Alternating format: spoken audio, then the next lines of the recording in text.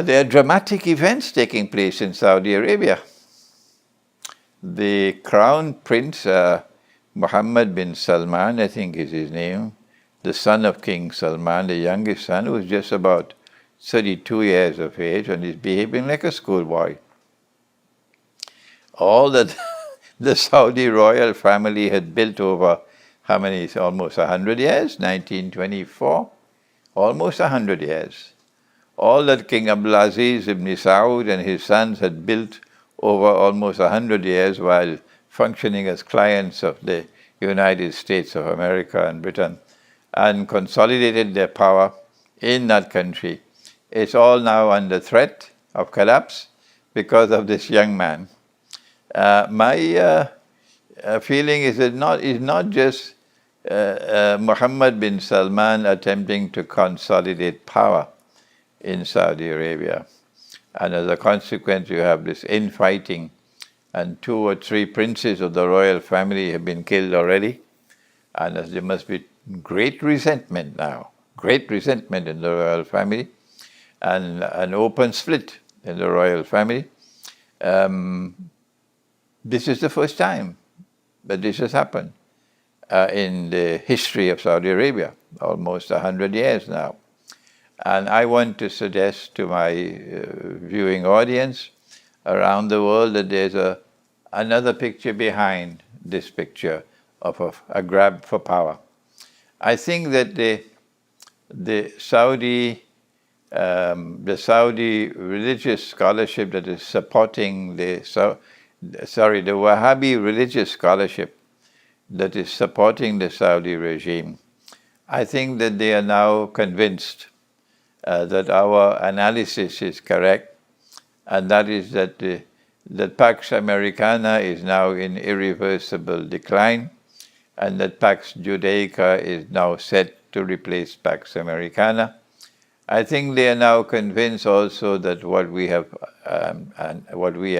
our analysis is that the nuclear war or Malhama is around the corner, and that Israel will soon make a grab for power, that there will be a great war, and in that great war, the territory of Israel is going to expand dramatically, or at least they're going to attempt to expand dramatically, in order that the biblical frontiers of the Holy Land, that is from the river of Egypt, that is the river Nile, to the river Euphrates, that is what the Bible says. And the Quran, of course, and the Hadith confirm this is false, but that's what they believe. So Dajjal cannot rule over an Israel and claim to be Al-Masih or the Messiah unless and until Israel expands its territorial frontiers to encompass the false biblical frontiers of the state. The Saudi religious leaders and the Saudi part of the Saudi regime now recognize that this is the reality that they face. And as soon as that war takes place, which can be any time now, and as soon as Israel comes out from behind the hijab and wages this big war, there is going to be a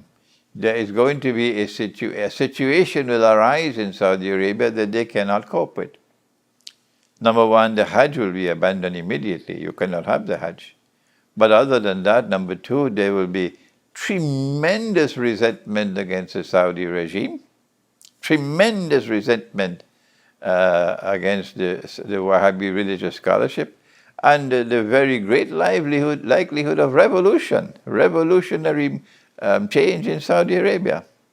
So my analysis is that in anticipation of this, they are now seeking to find a way out of their predicament. And the way out is to transform the environment, the strategic environment in which they are located, into one in which the front burner will be a Sunni-Shia civil war.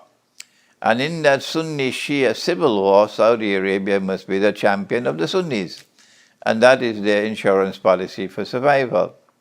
So you need a new kind of leadership in Saudi Arabia, which will attack Iran vigorously and try to provoke civil war, Sunni Shia civil war, not just Saudi-Iranian civil war, no, Sunni Shia civil war.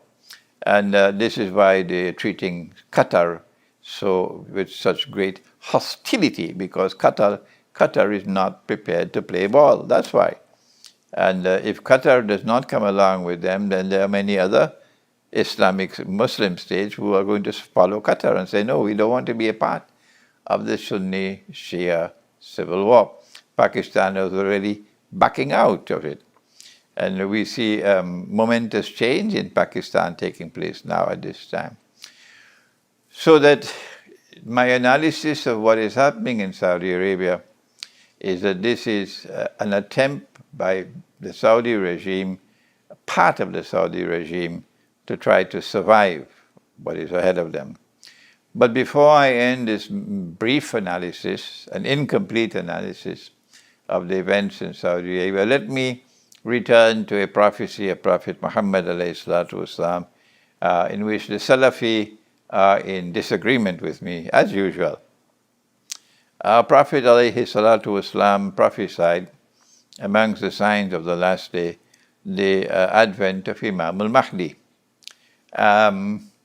And he said that the event which will trigger the emergence of Imam al-Mahdi, in which he publicly come out in public and declare himself to be the Mahdi, would be the death of a Khalifa. And upon the death of that Khalifa, there would be disagreement concerning succession. It is as plain as daylight to me, and I have said this for the last, how many, maybe 20 years now I've been saying it, that the Khalifa who will die, I want to suggest, would be a Saudi king. No, said the Salafi. No, says Hizb ut-Tahrir. No. Hizb ut-Tahrir and the Salafi declare it has to be a Khalifa, so the Khilafah will be restored.